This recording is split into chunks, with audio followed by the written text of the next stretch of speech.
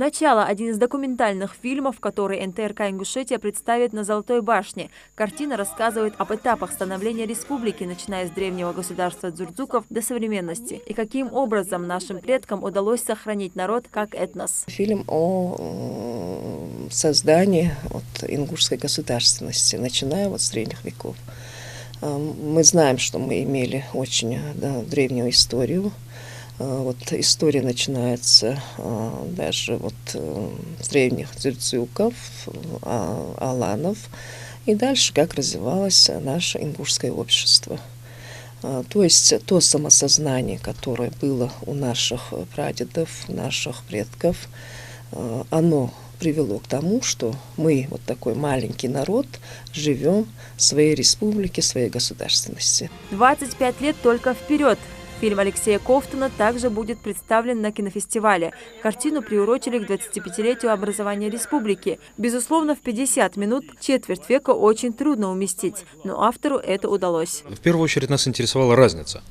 То, что было 25 лет назад, и то, что в республике происходит в последние несколько лет. Даже визуально картинка, кто будет смотреть фильм, даже визуально картинка будет очень сильно разниться. То есть, во-первых, показать это, во-вторых, ответить на вопрос, благодаря чему и благодаря кому, в первую очередь, ведь историю у нас движут люди, благодаря кому такая разница стала возможной.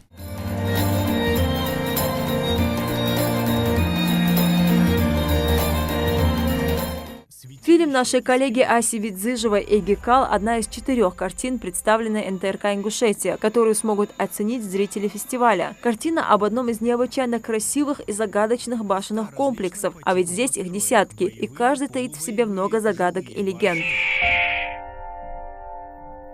И действительно, Эгекал – то место, о котором должны узнать все. Исторические данные говорят о том, что именно отсюда в средние века началось расселение ингушей. Документальный фильм «Мохк» Хусена Плиева также будет показан на фестивале. Республика представит на нем 6 картин. Всего планируется презентовать более 30 фильмов по разной тематике от 12 стран-участниц. В этом году намечается очень интересная программа. Будут очень много стран участвовать, представлять свои фильмы. И думаю, что всем нашим зрителям будет очень интересно входить в эти залы, в которых будут просмотры этих конкурсных фильмов.